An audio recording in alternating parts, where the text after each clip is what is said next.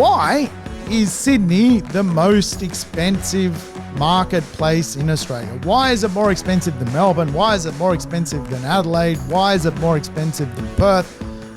Why is it more expensive than Darwin or Orange? Or why is it more expensive than Brisbane? Why? Very good question, right? And the answer to that riddle, of course, comes in the framework which I'm about to teach you, the 7 drivers of community capital or community assets, right? So think about assets that a community has and then put a price on them.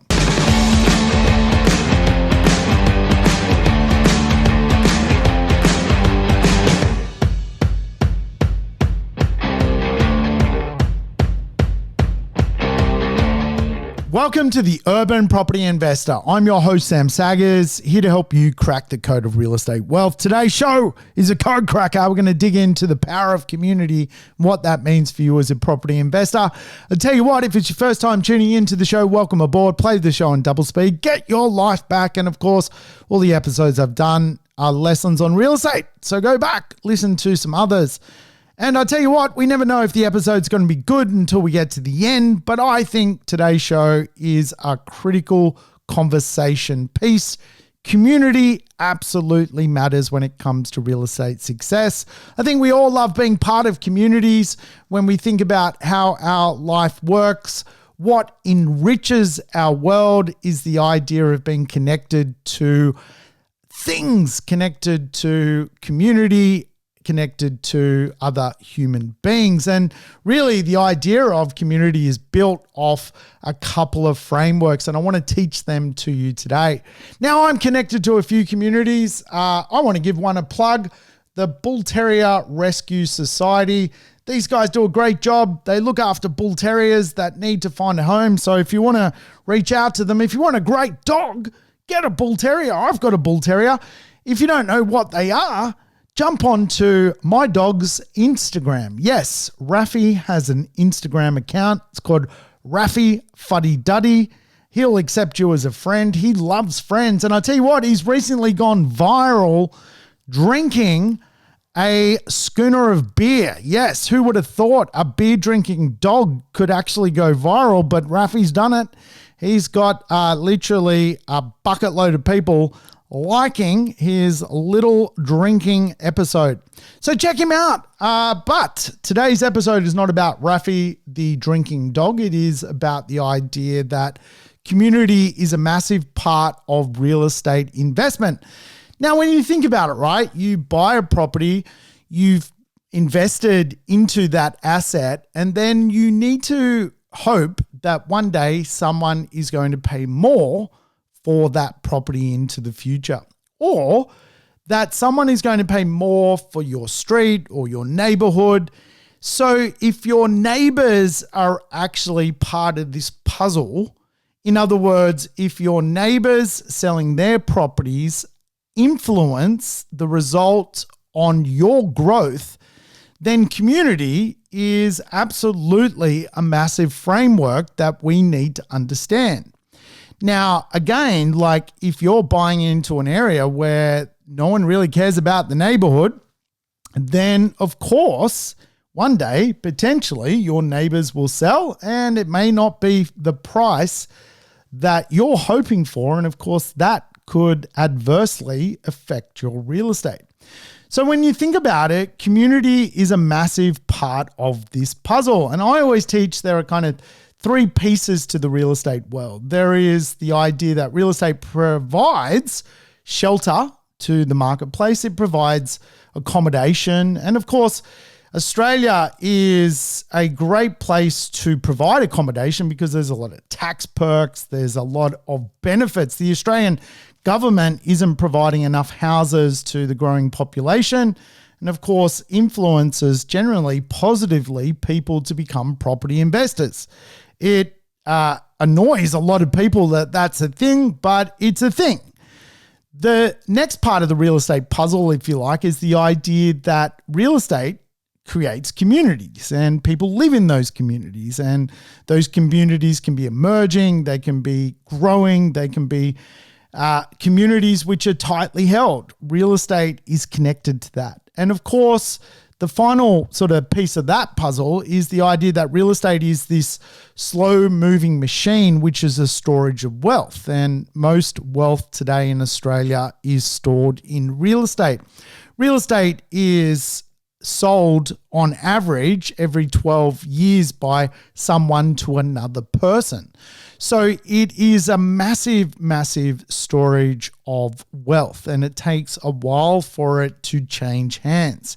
And of course, one would argue the better the community, the longer it takes for real estate to actually change hands. And of course, this is one of the ideas around real estate, not only being shelter, but if the community is really, really, really going in the right direction, people are reluctant to leave, reluctant to put their real estate on the marketplace because fundamentally, where else are you going to go? And of course, that creates wealth. That creates a better storage effect of wealth. And so when you think about how people, I guess, connect with the world, one of those conversations is, do people actually love where they live? And of course, if people can find a place where they love to live, they're just going to pay more for it. And I think today inside society, I mean, so many people are not living in their dream home, their dream suburb, their dream street.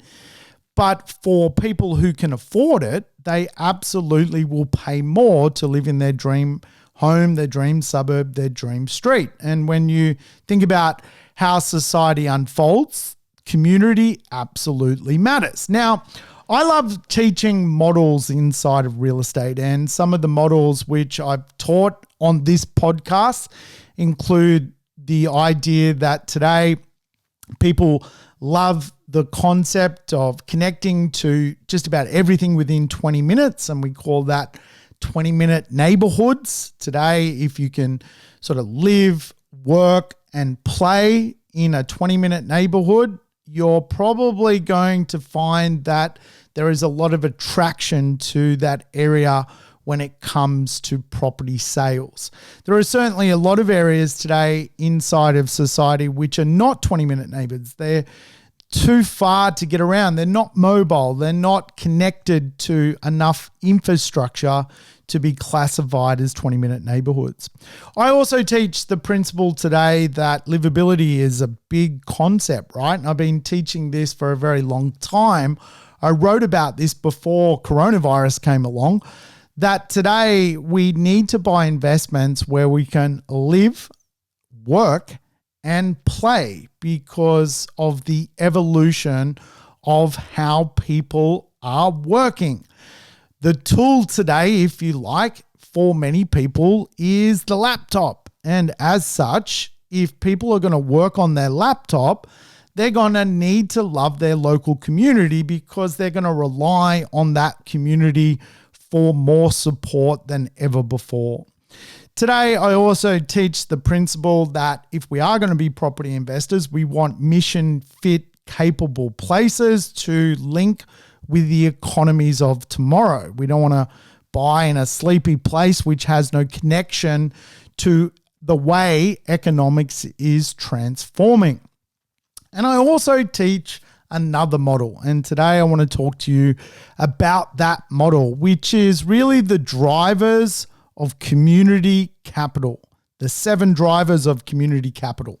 Now, when I mention the word capital, really the meaning, if you like, is assets, community assets. So think of it that way. Really, capital is just wealth in the form of assets. Now, I've got a question for you to try and explain this as an education piece. Why is Sydney the most expensive marketplace in Australia? Why is it more expensive than Melbourne? Why is it more expensive than Adelaide? Why is it more expensive than Perth? Why is it more expensive than Darwin or Orange? Or why is it more expensive than Brisbane? Why? Very good question, right? And the answer to that riddle, of course, comes in the framework which I'm about to teach you, the 7 drivers of community capital or community assets, right? So think about assets that a community has and then put a price on them. When you think about Sydney, it's got the best community assets.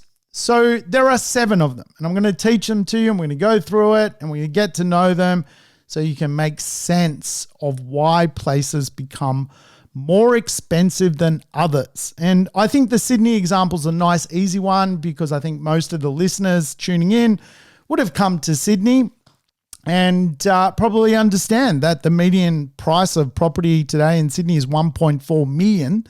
I mean, it's double the price basically of, for example, Brisbane. Why?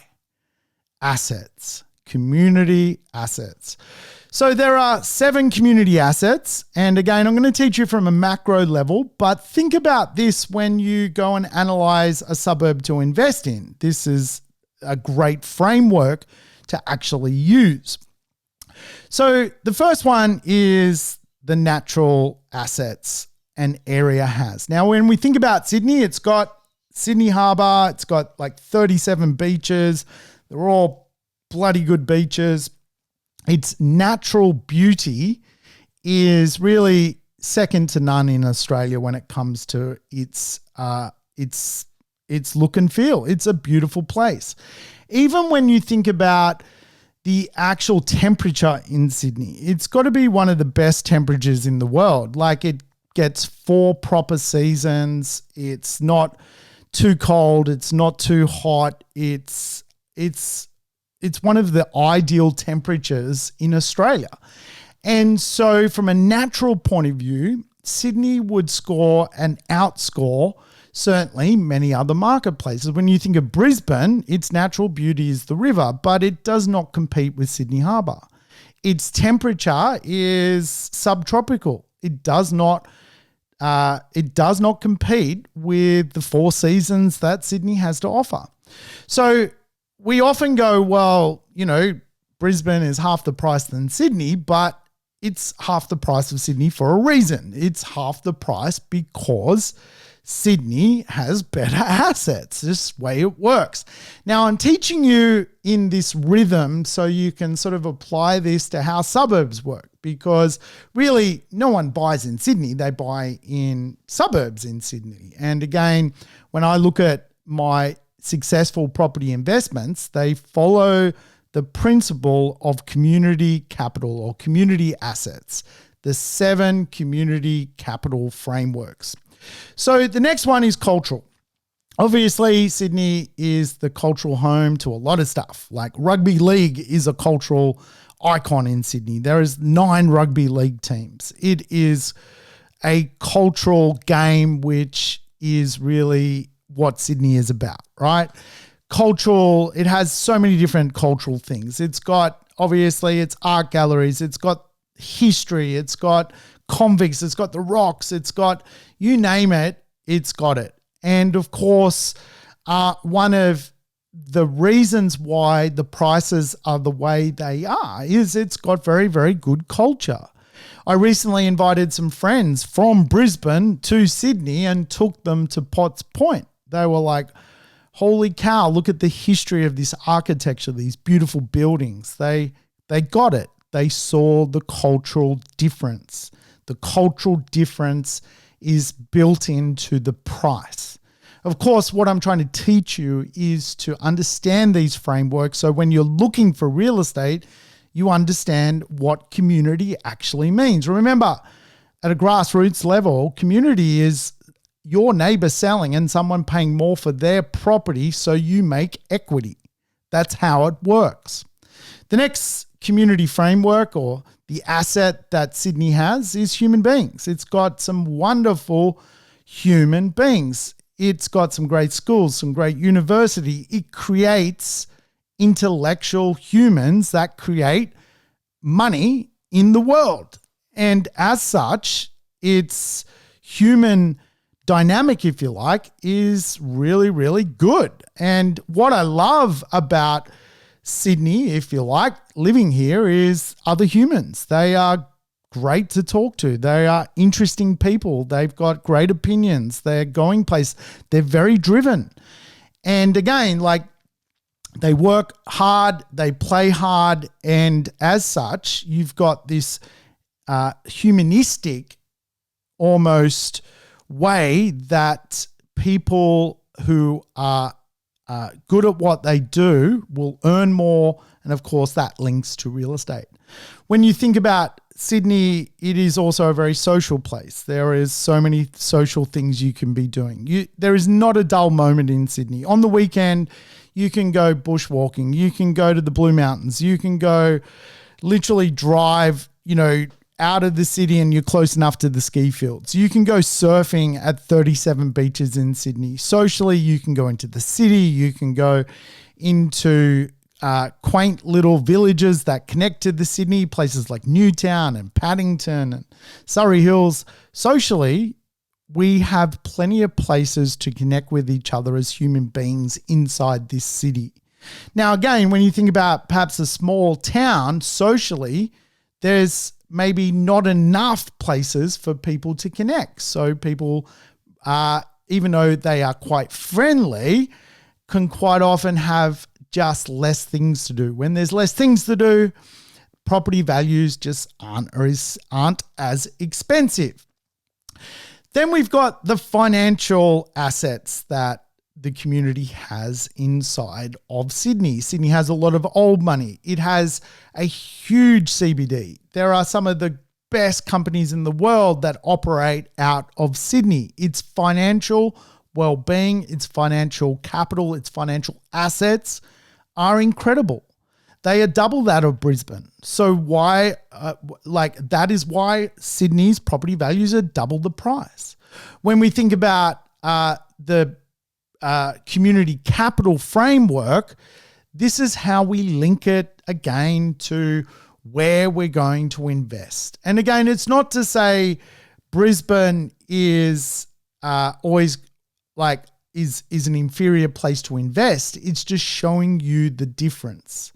Now, again, no one invests in Sydney, they buy in suburbs in Sydney. No one invests in Brisbane, they buy in suburbs in Brisbane, in streets in Brisbane.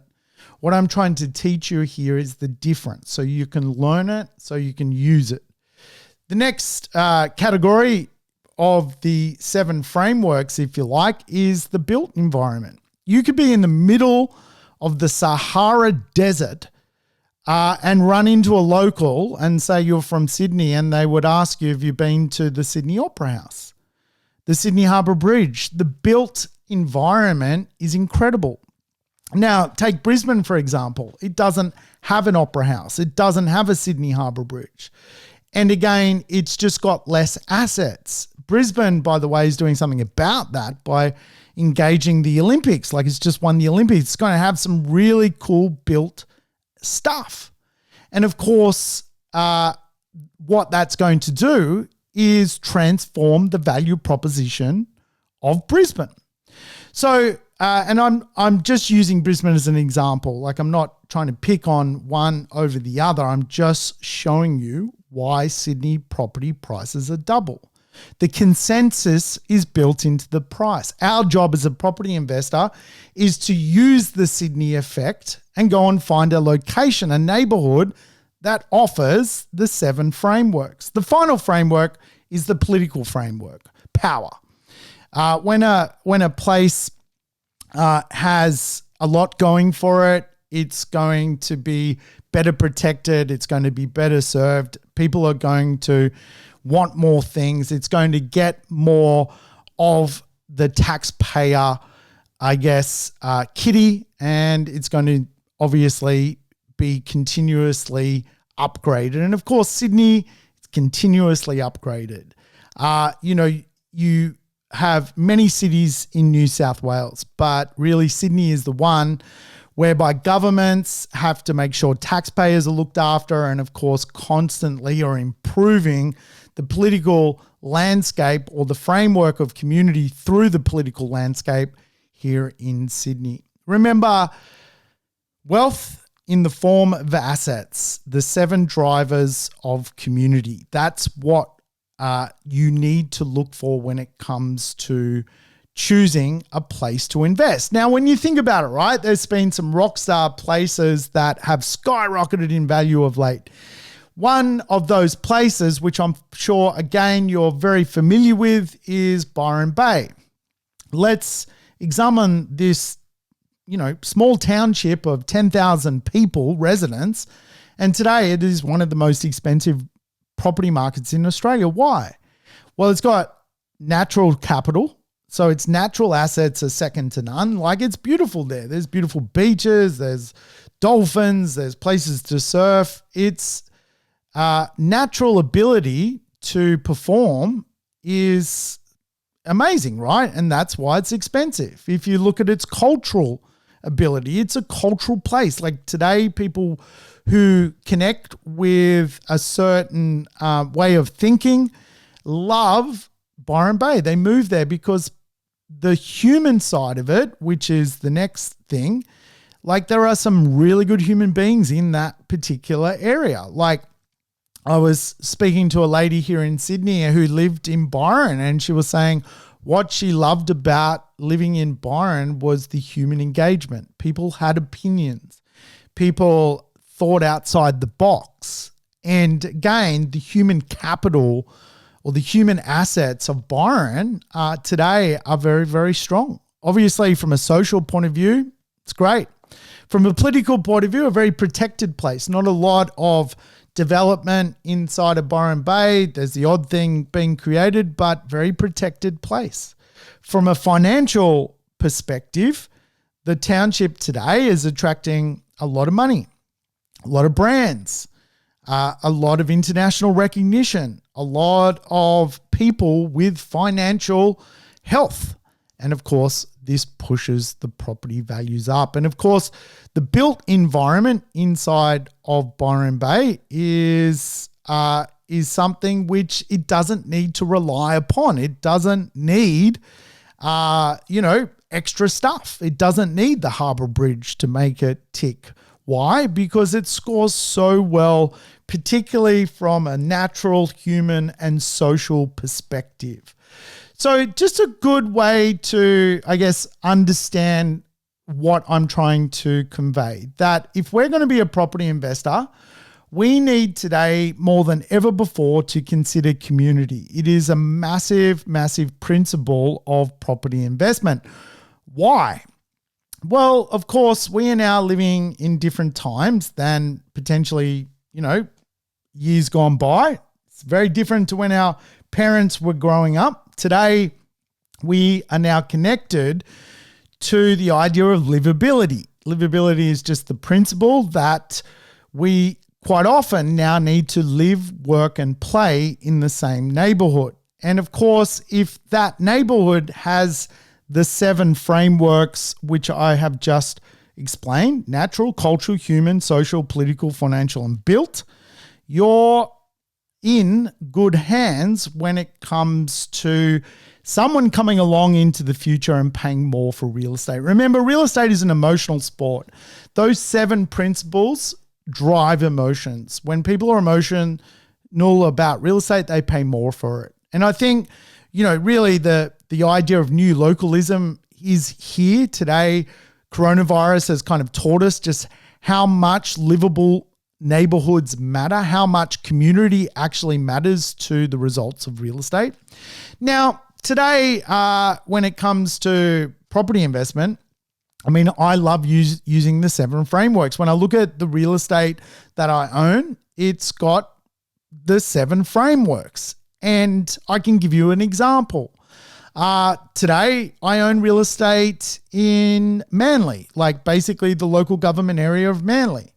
When you think about Manly, it's got great natural areas. Like, it is a place inside of Sydney, which is just one of the best beaches in Sydney. So it gets a massive natural score. No wonder people pay more for properties and all want to live in this place because of its natural beauty, its cultural beauty. It's got great culture. It's got a great surfing culture here in Manly. So people pay more for it. It's got great human beings. Like, what I love about the Northern Beaches is you get this kind of blend of all sorts of people coming together and, it's quite earthy in a way. I know that sounds weird, but also people are very intelligent. People do big jobs. There's lots of, knowledge workers inside of Manly. There's lots of, great workers that use the CBD inside Manly. So it's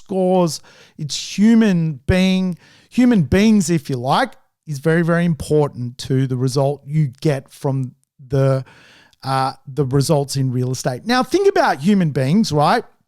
Often we don't realize that real estate is a humanistic sport, that if we're going to buy real estate where humans are kind of drongos, like, are people really clamoring over the top of someone else to live in that neighborhood? And gentrification happens, like, obviously understand gentrification. It happens over time. It happens over a long period of time. And sometimes it is good to understand that a place is changing and new people are moving in, and to be part of that wave is a way to create money out of real estate. When, less impressive people are pushed out of a community and more impressive people come into a community, this is a way to make money out of real estate. And I know I probably didn't articulate that as politically correct as it sounds, but that's the way it works. Today, we look for these kind of humanistic people moving to a place. Are they adding value to a neighborhood, or are they detracting in a neighborhood? If you go to a neighborhood and, someone's sleeping in a shopping trolley and, it's just, it looks dangerous to walk down the street, and you go to a place and, there's 30 sets of traffic lights to go through the area, you can get the vibe that it's just not quite right? People aren't going to clamor to buy in that marketplace and pay more for property over time. So again, when I look at my portfolio, like, it's very much driven by community first. And community is the natural community, the cultural community, the human community, the social community, the political community, the financial community, and the built community. What's happening in that space. I own a property in New Farm. New Farm is a great example. It's got natural beauty. It's got the Brisbane River.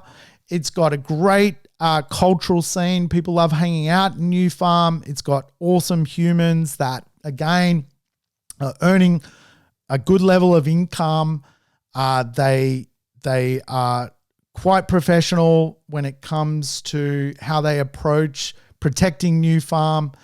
It's a great social scene. There's things to do. There's Howard Smith Wharf. There's, James Street. There's, Fortitude Valley next door. There's awesome things going on from a social perspective.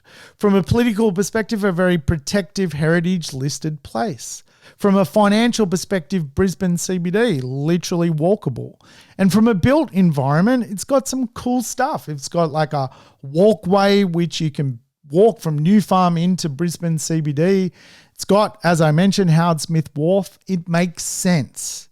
So again, like, a cool way to analyze real estate is using this model of understanding how communities form.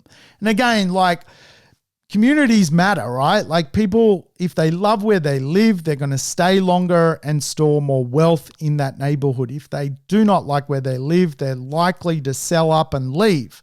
It's just the way it kind of works. So again, like, if we go through all 7, built capital is just the idea that a suburb might have really good things on offer, great schools, great infrastructure. It might have train stations. It might have good road systems.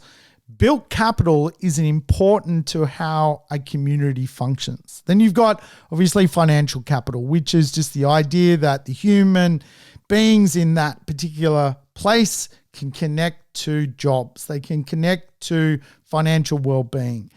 It's within their radius, if you like. Then you've got, obviously, cultural capital, which is just the idea that there is things that are inclusive in a place, that are culturally vital to an area. If you think of the cultural capital of Manly, it's like, it's got a lot of cultural capital. Like, it's like people recognize it for what it is, a great beach, a great surf place. And that in itself means the consensus of people buying into that area have to pay for it. They have to pay more for it because it offers culture.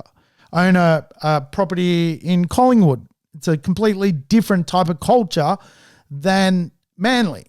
The cultural capital of Collingwood is cool bars and underground stuff, which you need to knock on a door 3 times and say the magic word to get into the cool underground bar. It's got great music culture. It matters. It forms capital growth. That's kind of how it works. Human capital is just the principle that, people today, if they're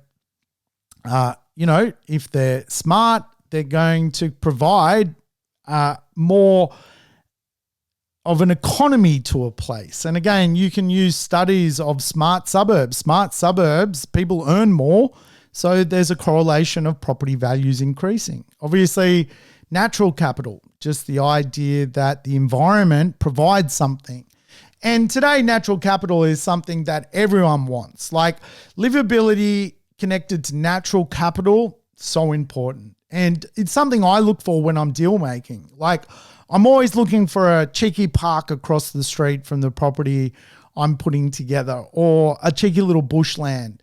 Today, green space and blue space or beaches, lagoons, waterways, harbors, estuaries, rivers, if they're positioned right, adds so much value to real estate. And again, today, off the back of the way society is refunctioning or re-spatializing, natural space is in hot demand.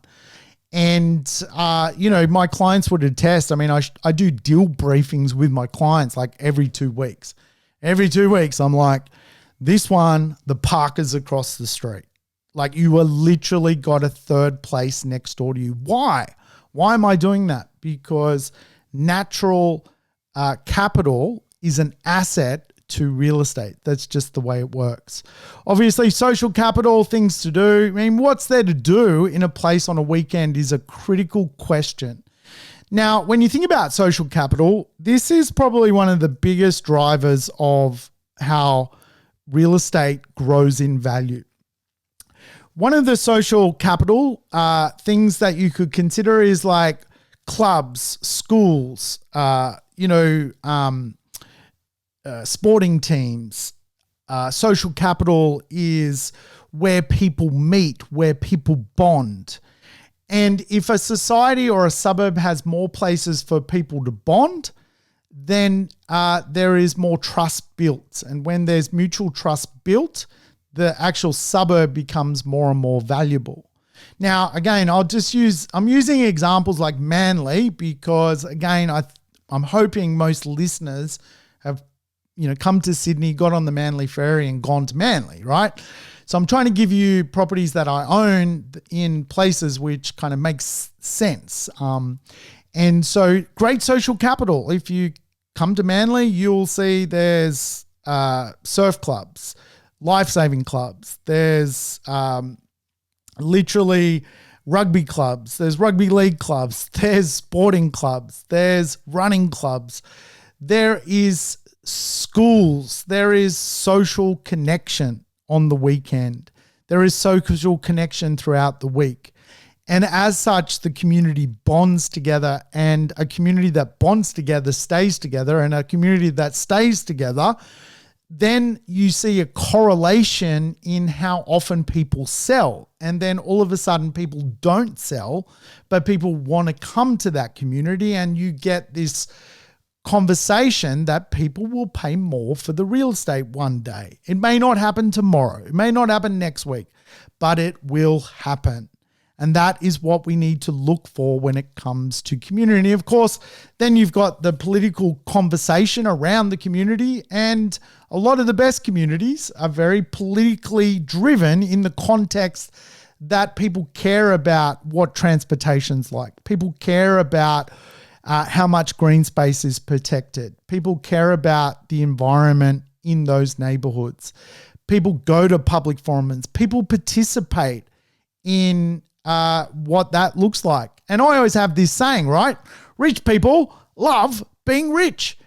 And the best way for rich people to be rich is to make sure they're active in protecting their local community. And that's just the way it works, right? So if we can understand how to look into real estate and understand how to use these principles, you're going to make money. It's not a matter of if, it's just a matter of when.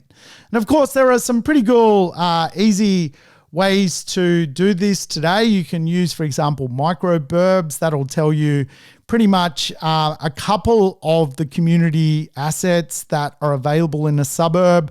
For example, its affluence score, its safety score, its convenience score, its tranquility score. These are community framework scores for the particular suburb. It's a good little website. I think a nice, easy one just to, at a glance on the back of a beer coaster, look into a neighborhood. Again, what we're looking for is this: why is Sydney more expensive than Melbourne? Why is Sydney more expensive than Hobart, Brisbane, Perth?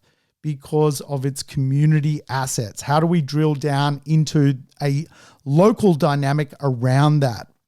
And of course, good communities, when you think about it, they're proud, they're inclusive, they're effortless, like there's just so much on.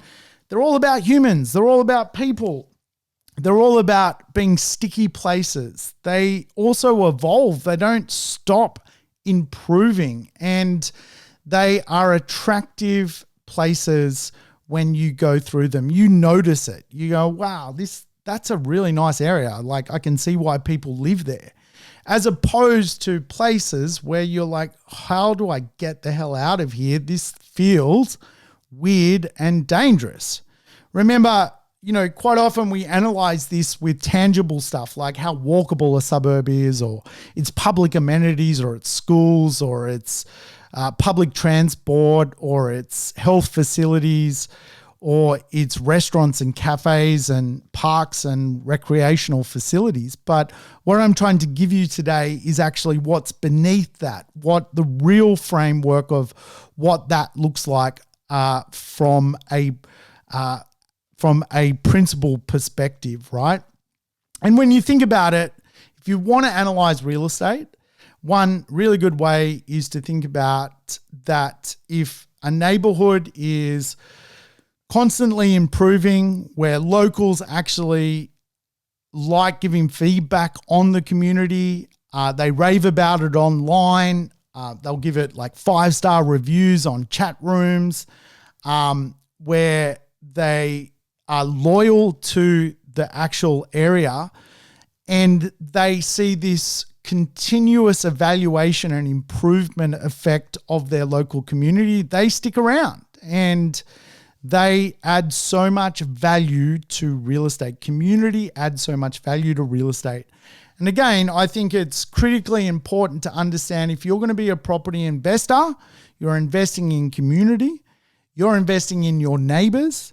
Your neighbors matter because the day they sell, and they may have different goals and plans to you, the day they sell matters, because again, if they can attract a really good price for their property and it's very similar to your property, similar street, similar neighborhood, similar product type, you're going to do very, very well. And again, this is how you see people buy a property and one day someone comes along and pays more for that property. Hey, thanks for tuning in to the show. I will catch you next time on The Urban Property Investor. Thanks for tuning in to The Urban Property Investor. To never miss an episode, make sure you subscribe to the podcast on your favorite app or on YouTube. And I would love it if you could give the show a rating and share it with your friends and family. In between episodes, you can always keep in touch with me by connecting on social media over Facebook, Instagram, or LinkedIn.